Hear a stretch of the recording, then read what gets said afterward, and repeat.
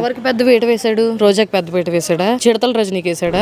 So సొంత బాబాయిని చంపినప్పుడు నన్ను కూడా చంపరా అనే ఇదిలో ఉండే ఎవరైనా పనిచేస్తారు. ఈ జనాల్లో ఒక అమ్మాయి వాళ్ళ పార్టీ అమ్మాయి గీతాంజలి, ఆ అమ్మాయిని వాళ్ళ పార్టీ వాళ్ళే చంపేశారు. రానున్న 30 ఏళ్ళు నేనే ఉంటాను సీఎంగా అనుకుని పాపం అన్ని స్కాములు చేసి పారేశాడు. లిక్కర్ స్కామ్ చేశాడు, ఇసుక మాఫియా స్కామ్ చేశాడు, వేల కోట్లు నొక్కేశారు. ఇవన్నీ జరిగినాయి కదా, వస్తున్నాయి కదా బయటికి. నాకు 1000 కోట్ల ఆస్తి ఉండాలి, నా పెళ్ళాం ఉండాలి, నేను ఒక నియంతలాగా ఉండాలి. నేను ఓపెన్ ఛాలెంజ్ చేస్తున్నాను, జగన్మోహన్ రెడ్డి రాజీనామా చేసేయండి, దరిద్రం వదిలిపోయింది. పులివెందలు పట్టిన దరిద్రం కూడా వదిలిపోయింది. నమస్తే మేడం. నమస్తే.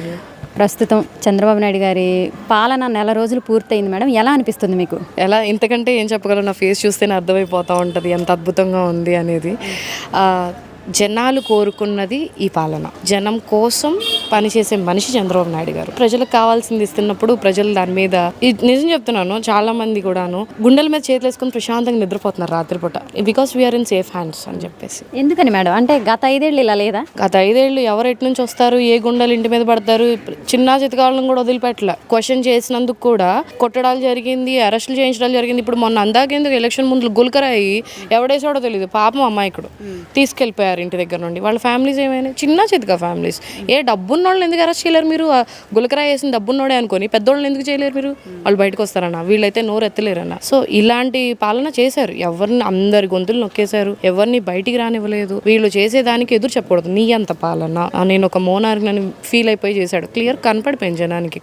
సో అందుకని వద్దనుకున్నారు అతన్ని. సో క్లియర్ కట్ గా వేరియేషన్ అనేది ఒక నెల రోజుల్లోనే చూపించేశారు. అంటే ఎలా కనిపించింది మేడం ఒక్క నెల రోజుల్లోనే? అసలు ఎలా కనిపించింది సిబిఎన్ గారి పాలన? అంటే ఎలా, ఏ విధమైన పనులు చేశారు? ఇప్పుడు కేంద్రం నుంచి ఎన్ని పెట్టుబడులు తీసుకొస్తున్నారో చూస్తున్నారు. నిన్న కూడా 140 crores పెట్టి ఎల్జీ పాలిమర్స్ కంపెనీ కూడా మనకి ఇన్వెస్ట్ చేయడానికి వచ్చింది. గత 5 ఏళ్లలో ఏ కంపెనీస్ మనకి ఇన్వెస్ట్ చేయడానికి వచ్చినాయి? 2014-19 చూసుకుంటే బాబు గారు చాలా కంపెనీస్, లోకేష్ గారు ఐటీ మినిస్టర్గా ఉన్నప్పుడు చాలా కంపెనీస్ మనకు తీసుకొచ్చారు. మన పిల్లలు ఇక్కడ నుంచి వేరే రాష్ట్రాలకు వెళ్ళాల్సిన అవసరం లేదు, ఉద్యోగాలకి మన దగ్గరలోనే చేసుకుంటారు అని చెప్పి చాలా కంపెనీస్ తెచ్చారు. హెచ్సిఎల్ని తరిమేశారా? లులు మాల్ తరిమేశారా? లులు మాల్ ఉంటే ఎంతమందికి ఉపాధి కల్పించేవాళ్ళు?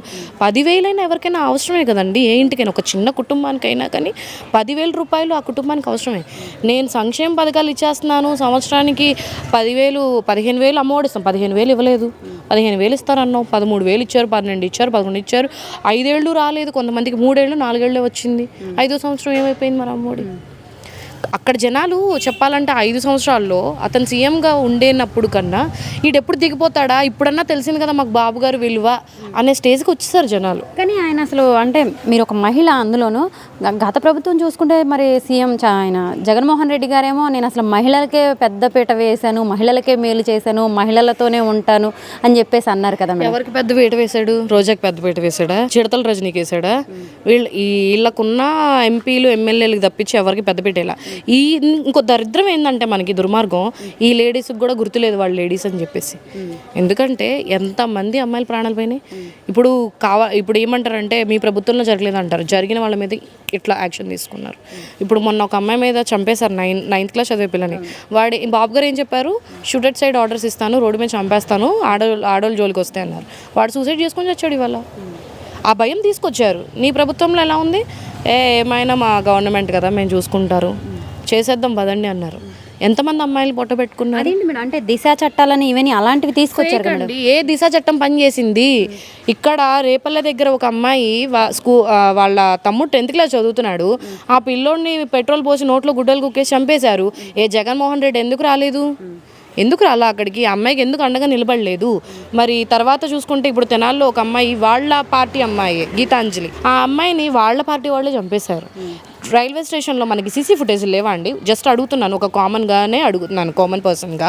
మనకే వస్తున్నాయి కదా ఇన్ని డౌట్లు, అధికారులకి రావా? అధికారులు ఇంకెంత బాగా ఇన్వెస్టిగేట్ చేస్తారు? ఆ అమ్మాయిని రైల్వే స్టేషన్లో 2 మనుషులు తోసేశారని అక్కడున్న జనాలు చెప్తున్నారు. ఎందుకు విట్నెస్లు తీసుకోలేదు? రైల్వే స్టేషన్లో మనకి సీసీ ఫుటేజ్ లేవా? రోడ్డు మీదే ఇండ్లకే పెట్టించుకుంటున్నారు కదా సీసీ ఫుటేజ్లు. ఎందుకు తీయలేకపోయారు సీసీ ఫుటేజ్? మీ వాళ్ళు బయటపడతారని చెప్పా. ఆ అమ్మాయిని ఎందుకు మంగళగిరి ఆఫీస్కి పిలిపించుకున్నారు? ఇంకా మీరు దిశ చట్టాలు ఏంది, ఆడవాళ్ళకి మీరు పెద్దపీట వేసేది ఏంటి? ఆడవాళ్ళని చాలా పురుగుల లెక్కన చూశారు.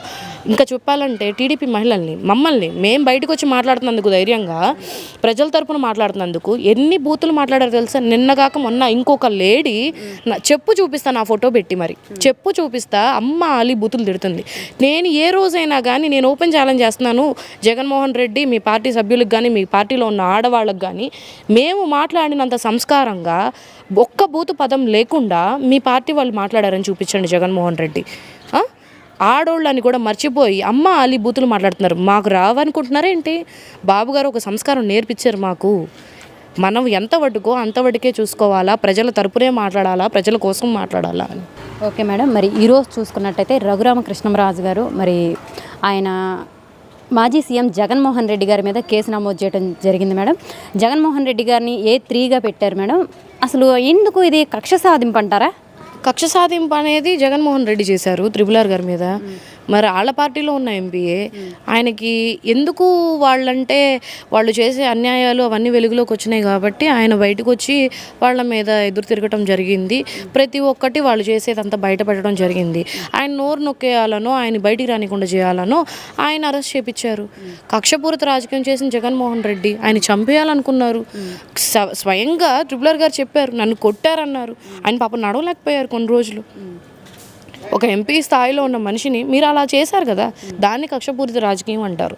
ఆయన ఇప్పుడు ఏదో పాపం కేసు పెడితే దాన్ని కక్షపూరిత రాజకీయం అంటారు. ఆయనకు జరిగిన దానికోసం న్యాయం కోసం వచ్చాడు ఆయన. ఒక సాటి మనిషిలానే వచ్చి పెట్టారే కానీ ఆయన నేను ఒక ఎమ్మెల్యే హోదాలో ఉన్నాను, గవర్నమెంట్లో ఉన్నానని ఏం పెట్టలేదు. ఆయన అప్పుడు కూడా చెప్పాడు, గట్టిగానే చెప్పాడు. సేమ్ అది ఇప్పుడు కొంచెం ప్రొసీజర్ ఇప్పుడు లీగల్కి వెళ్తుంది. మరి అంటే ఎలా అయినా సరే అంటే జగన్మోహన్ రెడ్డి గారిని జైలుకి పంపించాలనా? జగన్మోహన్ రెడ్డిని మనం జైలుకి పంపించేది ఏముందమ్మా? ఆల్రెడీ సిబిసిఐడి కేసులు చాలా చచ్చినాయి. 16 నెలలు ఉండొచ్చాడు. మనం కొత్తగా పంపాల్సింది ఏమీ లేదు. దానికి తోడు రానున్న 30 ఏళ్ళు నేనే ఉంటాను సీఎంగా అనుకొని పాపం అన్నీ స్కాములు చేసి పారేశాడు. లిక్కర్ స్కామ్ చేశాడు, ఇసుక మాఫియా స్కామ్ చేశాడు, వేల కోట్లు నొక్కేశారు. ఇవన్నీ జరిగినాయి కదా, వస్తున్నాయి కదా బయటికి, క్లియర్గా చూపిస్తున్నారు శ్వేతపత్రం. ఒకప్పుడులా కాదు, బాబు గారు 95 పాలిటిక్స్ చూపిస్తున్నారు. ప్రతిదీ ప్రజలకు చూపించేస్తున్నారు విత్ ప్రూఫ్లు. ఇప్పుడు మొన్న పోలవరం దాని మీద జరిగింది, శ్వేతపత్రం ప్రజలకు చూపించారు. చూపించాల్సింది ఏముంది, కేంద్రం చూపించుకోవచ్చు కదా, కానీ ప్రజలు తెలుసుకోవాలని చెప్పేసి అక్కడ ఏం జరిగింది స్కామ్ అనేది కూడా చూపించారు. సో ప్రతిదీ బయటికి చూపిస్తున్నారు కాబట్టి అవన్నీ రుజువైనప్పుడు ఒక కమిటీ వేస్తారు పక్కాగా. ఇన్ని ఎలిగేషన్స్ వస్తున్నప్పుడు కమిటీ వేస్తారు, వాటన్నిటిని తీసుకుంటారు. బాబు గారిని తీసుకెళ్ళి కూర్చోబెట్టలే వీడు అన్యాయంగా, అక్రమంగా.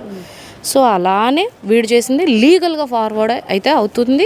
అతను వెళ్ళటం అయితే పక్కా. దీని కక్షపూరితం అని అయితే అనుకోవద్దు ఎవరు. ఇందులో చూసుకున్నట్టయితే అంటే గవర్నమెంట్ ఎంప్లాయీస్ కూడా ఉన్నారు, డాక్టర్ ఉన్నారు, అంటే IPS IAS వాళ్ళు కూడా ఉన్నారండి. మరి వాళ్ళకి పేర్లు కూడా నమోదు చేయడం ఎలా చూడొచ్చండి? అది చట్టానికి ఎవరైనా ఒకరేనండి.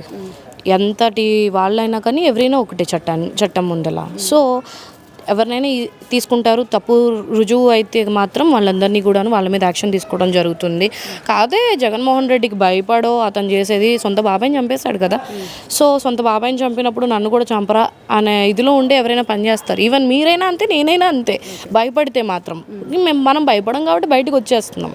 సో భయపడినప్పుడు ఏం చేశారు, ఏదో రూపాయి వస్తుందని ఆశపడి ఉంటారు, పాపం పని చేశారు ఆయనకు అనుగుణంగా. కానీ ఇవాళ ఏంటంటే చట్టపరంగా వెళ్తారు. జగన్మోహన్ రెడ్డి లాగా హత్యలు ఇలాంటివి ఉండవు, కానీ చట్టపరంగా వాళ్ళ మీద లీగల్ యాక్షన్స్ అయితే తీసుకుంటారు పక్కా. మరి ఇంకొకటి వినిపిస్తుంది మేడం మనకి, మరి జగన్మోహన్ రెడ్డి గారు ఎమ్మెల్యేగా రాజీనామా చేసి ఎంపీగా పోటీ చేస్తారని. అది ఎంపీ ఎలక్షన్స్ మళ్ళీ ఉన్నాయా అండి? అసలు మాట్లాడడానికన్నా మనం అనుకోవాలి, కానీ రాజీనామా చేసేయండి, దరిద్రం వదిలిపోయింది. పులివెందులు పట్టిన దరిద్రం కూడా వదిలిపోయింది. వాళ్ళే అనుకుంటారు ఎందుకురా బాబు వీడిని గెలిపించాము, మనకి ఎమ్మెల్యే లేకుండా పోయిందని అనుకుంటారు వాళ్ళు. ఆల్రెడీ అతని మీద తిరగబడ్డారు కదా మొన్న పులివెందులు వెళ్తే. సేమ్ అంతే జరిగిద్ది. ఏముంది, ప్రజలకు ఏమన్నా చేయాలన్న ఉండాలి కదా మనిషిలో. ప్రత్యేక హోదా తీసుకురావాలన్న ఆలోచన కలిగి ఉంటే ఆ రోజు కేంద్రంకి పోయి ప్రత్యేక హోదా తీసుకొచ్చేవాడు, పెట్టుబడులు తీసుకొచ్చేవాడు, జనాలకి మంచి అనిపించుకునేవాడు. అవన్నీ లేవు. ఎంతసేపటికి నా మీద కేసులు ఉండకూడదు, నాకు 1000 కోట్ల ఆస్తి ఉండాలి, నా పెళ్ళాం ఉండాలి, నేను ఒక నియంతలాగా ఉండాలి, నేను కింగ్ ఆఫ్ ఏపీ అనిపించుకోవాలని చెప్పి అలా రూల్ చేశాడు. బయటపడిపోయింది. జనాలు వద్దురా నాయన, నువ్వు ఉన్న కాడి నుంచి మా జీవితాలు పోతాయి, ఈసారి నువ్వు గెలిస్తే మేమందరం ఆత్మహత్యలు చేసుకోవాలి, నువ్వు ఒక్కడే బతుకు ఈ రాష్ట్రంలో అనుకుని దింపేశారు.